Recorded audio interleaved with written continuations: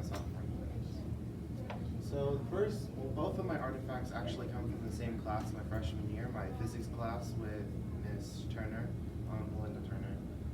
And the first artifact that I chose was our Bill Nye and I showcase, because it kind of took a lot of the stuff that we had been doing towards the end of the year, which was screenplay development, video development, lesson plan development, and actually eventually going and teaching these kids, and it all kind of rolled into one. And I think it did a really good job of showcasing the lifelong learner.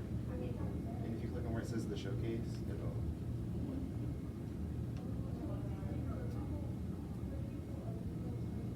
it's right above the profile of graduate. Really?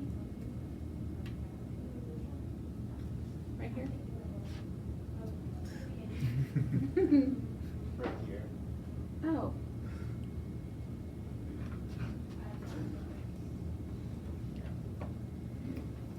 So it kind of goes through step by step, and it kind of divides it into Roman numerals. It started with the development of our essay.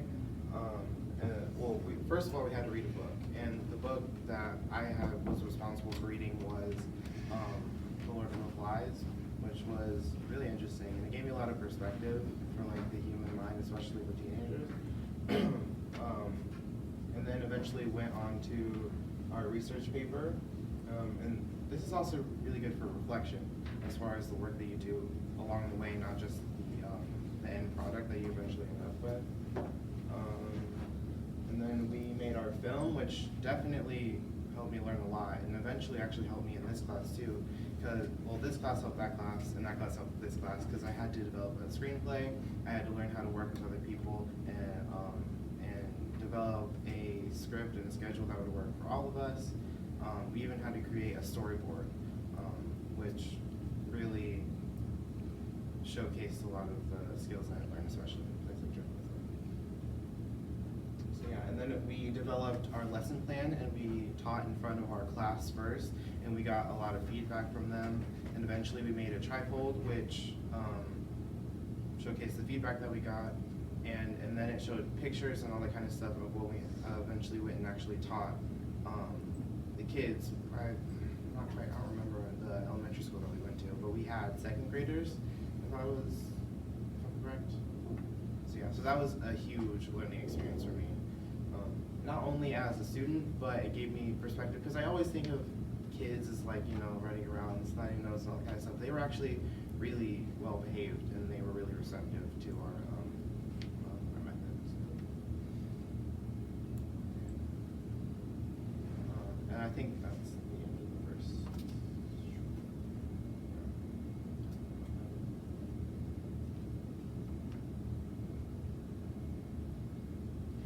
And then the second artifact that I chose was the film that we actually ended up making. And I think this is a really good showcase of the responsible collaborator, because it definitely showcases the skill that I need to develop the most. Because as you read in my letter, I often feel as though I feel very inclined to do a lot of the work myself, which is definitely something that I need to work on. Because I actually ended up being the one who edited this entire video and developed the screenplay and all that kind of stuff. So yeah, it definitely. Okay, now we'll have some time for some questions and answers. We can talk about maybe his strength first, which was lifelong learning. So what questions do you guys have?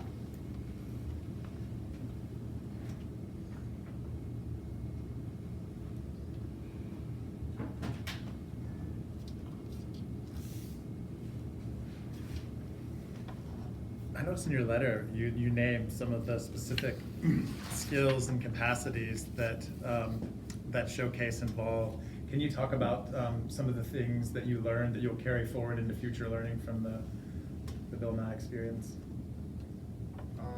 As far as the slideshow, yeah.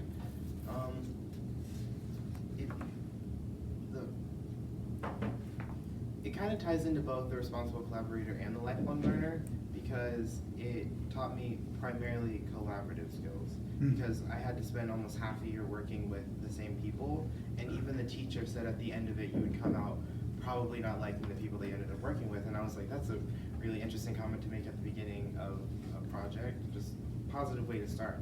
But then we ended up going through, and you actually ended up coming out even stronger friends with a product that we were decently happy with, and we still talk to this day.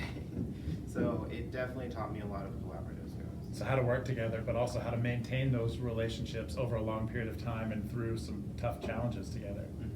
Did you choose your partners?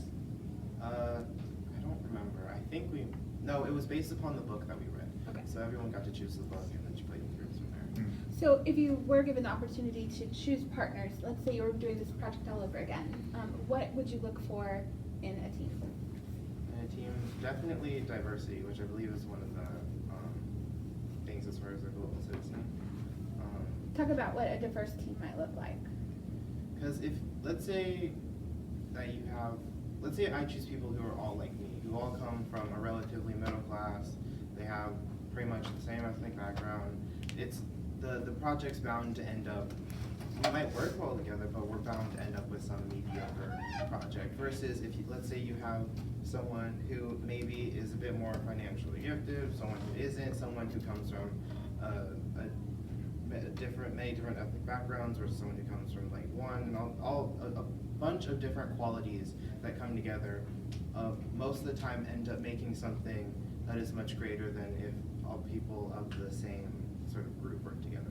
It's almost, if you look at it like the United States, it originally started with a lot of the same people working together, but eventually you got so many, that's why we're described as a melting pot, you got so many different cultures and all that kind of stuff mixing, and it eventually built itself into an entire country that became one of the greatest world powers. That was really well explained, David.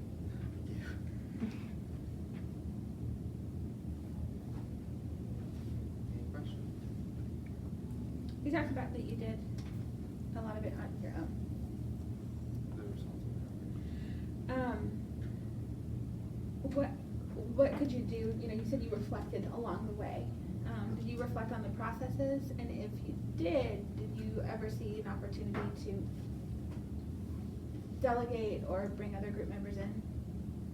So at the beginning, we split the work up, but I guess I had sort of a lack of trust towards the people that I was working with, and so that ended up, because I was like, I trust you to edit the video, and he said, okay.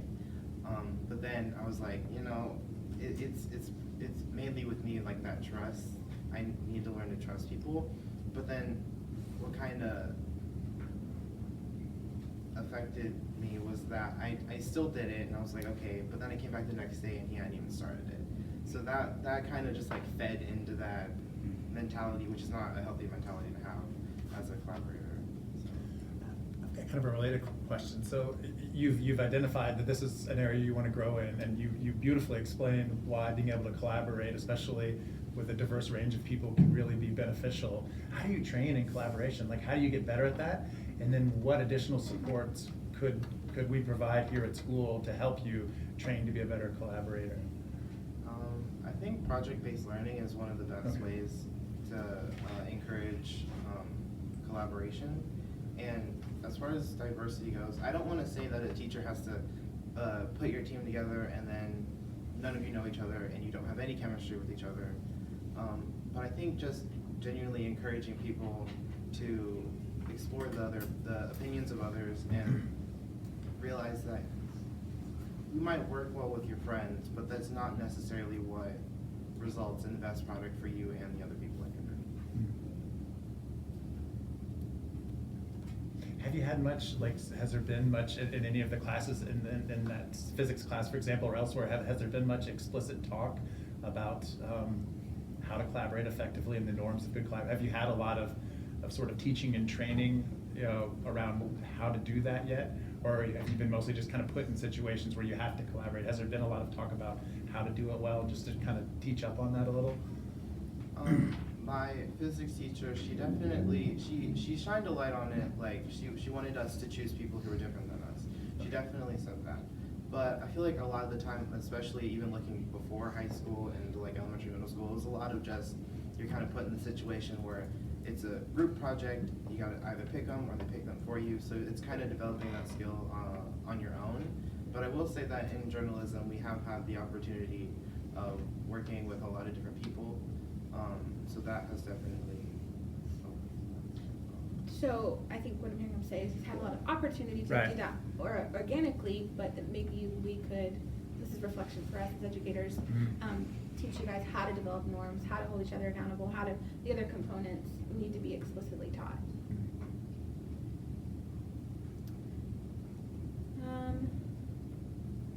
Some other things you guys are wondering. Yeah. Out of all of these things, you know, from your artifacts and such, I'm just wanting to know, like, what do you think you'll take from this on from, like, after high school and such? Like, how will this contribute to everyone as a society? As far as society goes, and I know I keep bringing this up, but collaboration, it's just one of the biggest things that really impacts our society, because if we know how to work well together, we can really create something that's beneficial for everyone, and that kind of helps us move forward rather than either stay where we are or even revert backward. And so I think as far as what I'll take on, it's definitely the collaborative skill, learning to grow in that and reflecting on it, and learning to keep an open mind, especially to the opinions and the experiences of other people.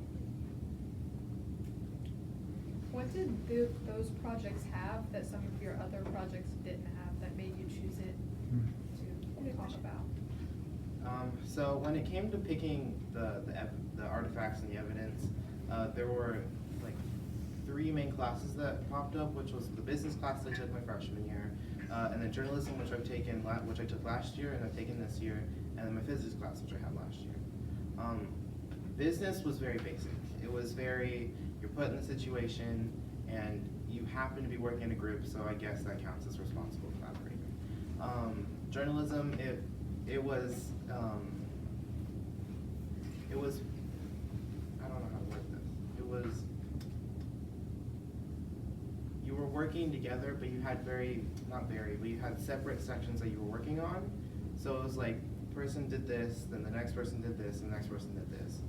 Versus our physics project, which was a lot of you do this, then I'll do this, which will then allow you to do, like, go back and do this, and then it was a lot of, it was more interwoven rather than step by step by Or step. kind of division of labor, is that kind of what you're saying? Yeah, almost, because not only were you dependent on the other person, it was you had to work on this, both of you had to work on the same thing at the same time in order to move on. Which I think it talks about that, owns team outcomes versus individual outcomes. That's part of it, is like the product that we put out is something we did, not I did this portion. I think that's something to consider moving forward. So I've got one question I'm kind of dying to ask if nobody. In the second paragraph, you talked about your artistic growth as a musician, and then you go on to say, it even allowed me to approach other subjects with a different lens, giving me a different perspective than others. And I would love to hear how getting to indulge in your art and grow there has carried over to the more traditionally academic classes. So I've been doing band since I was in 5th grade, so that's 6 years, I believe. And I didn't really take it that seriously throughout 5th and even 7th and kind of 8th grade. So it was more of I go and I leave, whatever. But high school, it became such a much bigger portion of my life.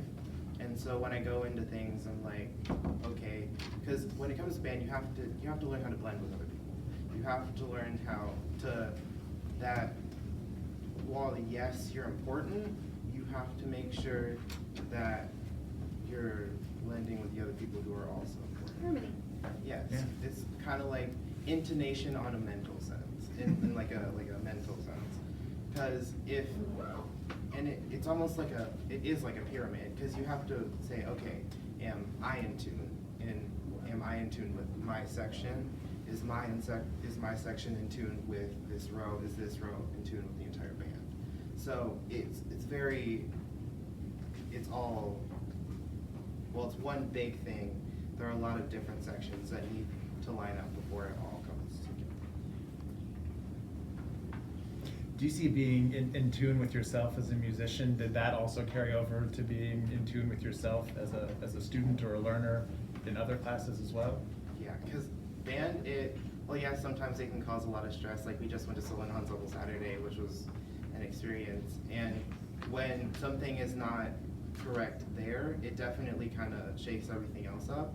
So I think when I'm very in tune with everything that I'm doing, even if it's just something, even if something as simple as creating a schedule can allow me to feel a bit more at peace, I can definitely feel that throughout. Okay, I'm gonna stop there with questions. Now is our time to give them some feedback.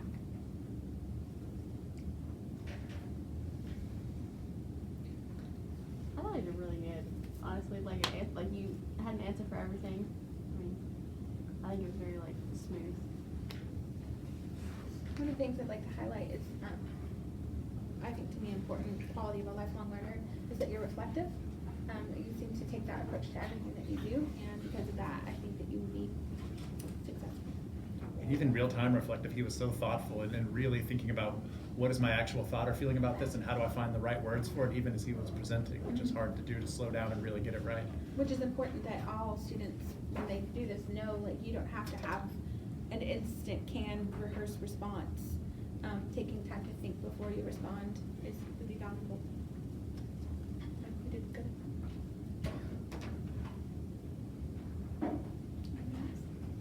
Yeah, you did a good job at hitting a bunch of different points and not just like one specific one. Do you feel like his evidence supported his competencies he was talking about? Yeah. Well, thank you.